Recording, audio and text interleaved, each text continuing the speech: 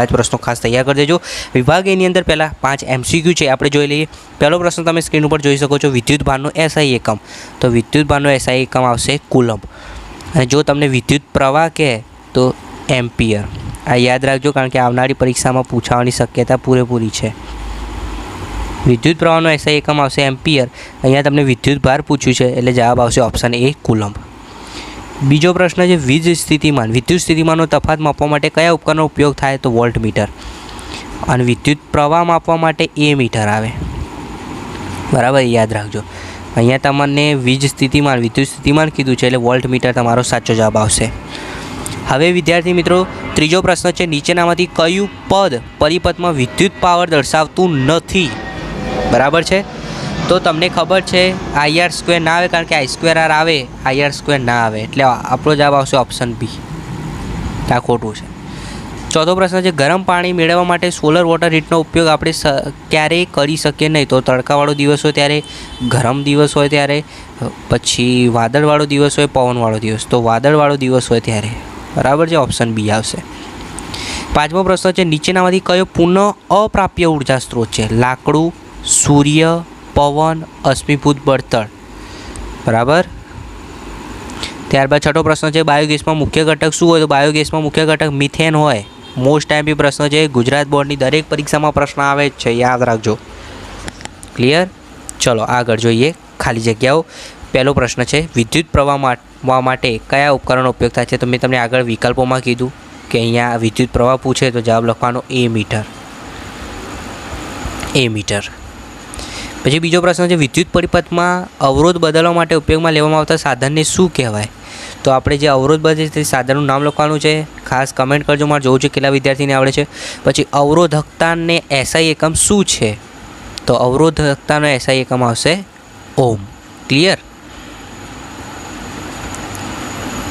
ત્યારબાદ અહીંયા અવરોધનો SI એકમ ઓમ અને અવરોધકતા કીધું છે, એટલે અવરોધનો જે વ્યસ્ત હોય એ વાહકતા કહેવાય. ખાસ તમને યાદ રાખાવું.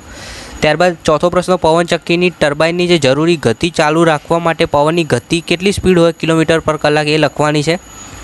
પાંચમો પ્રશ્ન છે સોલર સેલ બનાવવા માટે ઉપયોગી મુખ્ય તત્વ, તો એનું નામ લખવાનું છે. સંપૂર્ણ સોલ્યુશનની PDF ડાઉનલોડ કરજો, જો લિંક નીચે ડિસ્ક્રિપ્શનમાં આવે છે. પરંતુ તમે સ્વપ્રયત્ન પહેલાં કરો, પ્રશ્ન બેંક આ જોતા જાઓ અને તમારી નોટબુકમાં આન્સર લખતા જાઓ અને પછી છેલ્લે ચેક કરો, કારણ કે આ પ્રશ્ન બેંક ખૂબ ઉપયોગી છે, જેથી તમને ખબર પડે કે તમારે ગુજરાત બોર્ડનું પેપર આવે તો તમે કેવી રીતે તૈયાર છો. બરાબર છે, અને આ ખાસ તૈયાર કરી દેજો. લખશો તો જ તૈયાર થશે, નહીં તો નહીં થાય. થર્મલ પાવર પ્લાન્ટમાં બળતણના દહન દ્વારા ઉષ્મા ઉર્જાનું ખાલી જગ્યા ઉર્જામાં રૂપાંતર થાય. થર્મલ પ્લાન્ટ દ્વારા ઉષ્મા ઉર્જાનું કઈ ઉર્જામાં રૂપાંતર થશે? તો સિમ્પલ છે, થર્મલ પાવર સ્ટેશન દ્વારા વિદ્યુત ઉર્જા બને. ક્લિયર? હવે ખરા ખોટા છે એ જોઈ લઈએ આપણે.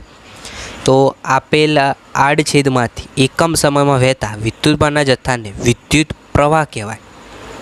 તો અહીંયા શું કીધું છે? વિદ્યુત ભાર. બરાબર છે, તો આપણે વિદ્યુત પ્રવાહ Iનું સૂત્ર જાણીએ છીએ કે V = IR. એમાંથી Iને કરતાં કરો એટલે V/R થાય. બરાબર છે, અને V એટલે વોલ્ટ થાય. અહીંયા શું કીધું છે? વિદ્યુત ભારના જથ્થાને એકમ સમયમાં. તો આ વિધાન કેવું છે ભાઈ? ખોટું આવશે. ચલો, વોલ્ટમીટરને હંમેશા જે બિંદુઓ સમયે જે વીજ સ્થિતિમાન તફાવત માપવાનો હોય એ વચ્ચે શ્રેણીમાં જોડવામાં આવે છે. તો વિધાન સાચું છે. રબર એ વિદ્યુતનો સુવાહક પદાર્થ છે. તો વિધાન શું આવશે? ખોટું. ક્લિયર? ઉત્તમ ઉર્જાના સ્ત્રોત એકમ કદ દીઠ વધારે માત્રામાં ઉર્જા આપે છે. પછી મિથેન એક ગ્રીનહાઉસ વાયુ છે.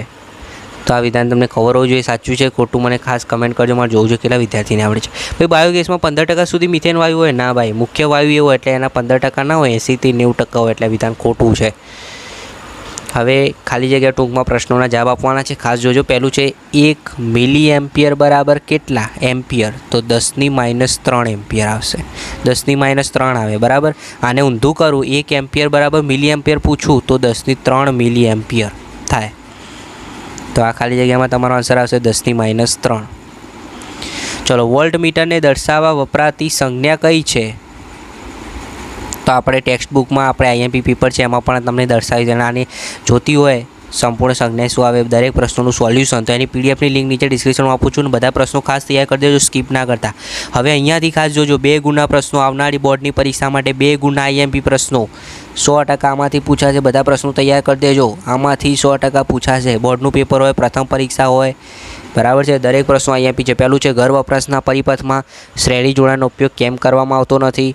પછી ફ્યુઝ વાયરનો એક પ્રશ્ન લીધેલ છે. પછી તાપીય અસરવાળો, અને અહીંયા એક દાખલો છે વિદ્યુત ભારનો, જે આપણે આઈએમપી પેપરમાં પણ તમને કીધું હતું. અને મોસ્ટ આઈએમપી પ્રશ્ન પણ પૂછાઈ ગયો છે. વિદ્યુત પ્રવાહની વ્યાખ્યા લખો, તેને શોધવા માટેનું સૂત્ર જણાવો. પછી 7મો પ્રશ્ન છે, અવરોધ અને વિદ્યુત કોર્સ દર્શાવવા માટેની સંજ્ઞા દોરવાની છે. તો આ બધા પ્રશ્નો મોસ્ટ આઈએમપી છે, ખાસ તૈયાર કરી દેજો આવનારી પરીક્ષા માટે. ત્યારબાદ 13મો પ્રશ્ન જુઓ, આ દ્રવ્યનો અવરોધ શોધવાનો છે. અહીંયા પણ એક દાખલો પૂછેલ છે. આ બધા 2 ગુણના પ્રશ્નો છે, બરાબર. અને બોર્ડની પરીક્ષામાં આ જે તમારા જે ચેપ્ટર છે એમાંથી 2 ગુણનો પ્રશ્ન આવે છે, એટલે ખાસ તૈયાર કરી દેજો. વિભાગ બી ભૂલતા નહીં, એક પણ પ્રશ્ન ખાસ જોઈ લેજો. હવે વિભાગ સી 3 ગુણના 2 પ્રશ્નો પૂછાય છે, બરાબર. પવન તરંગો ભરતી વિશે સમજાવવાનું. પછી આપેલ આકૃતિને આધારે નીચેના પ્રશ્નોના જવાબ આપવાના. સૌથી વધારે વપરાશ કયા ઉર્જા સ્ત્રોતનો થાય છે? તો કોલ. શું જવાબ આવશે? કોલસો. ત્યારબાદ સૌથી ઓછો વપરાશ કયા ઉર્જા સ્ત્રોતનો થાય છે? સૌથી ઓછો કોનો થાય છે? પવન. ત્રીજું છે, આપેલ ઉર્જા સ્ત્રોત પૈકી કયા સ્ત્રોતમાં થોરિયમ જેવા તત્વોનો ઉપયોગ થાય છે? બરાબર છે. તો થોરિયમ સ્ત્રોત, હવે તો સ્ત્રોત તરીકે થોરિયમ શામાં હોય? જો પેટ્રોલિયમ, કુદરતી વાયુ છે, કોલસો, હાઇડ્રો અને ન્યુક્લિયર. તો ન્યુક્લિયરમાં થોરિયમ આવે.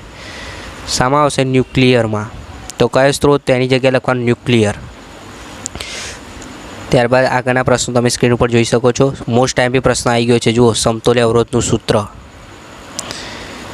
ક્લિયર વિદ્યાર્થી મિત્રો? બધા પ્રશ્નો ખાસ તૈયાર કરજો. ફ્યુઝ વિશે ટૂંક નોંધ, 3 માર્ક્સમાં મોસ્ટ આઈએમપી આવનારી પ્રથમ પરીક્ષા ગુજરાત બોર્ડની પેપર માટે પણ ખાસ તૈયાર કરજો. અને છેલ્લો જે 4 ગુણના પ્રશ્નો છે, બરાબર છે, એમાં તમે જાણો છો કે જે આ વિદ્યુતવાળું જે યુનિટ છે એમાંથી 4 ગુણનો પ્રશ્ન બોર્ડની પરીક્ષામાં 5 ગુણનો પ્રશ્ન આવે છે. અહીંયા એકમ કસોટી છે એટલે 4 માર્ક્સનો છે. બોર્ડની પરીક્ષામાં તો 5 માર્ક્સનો જ પૂછાશે.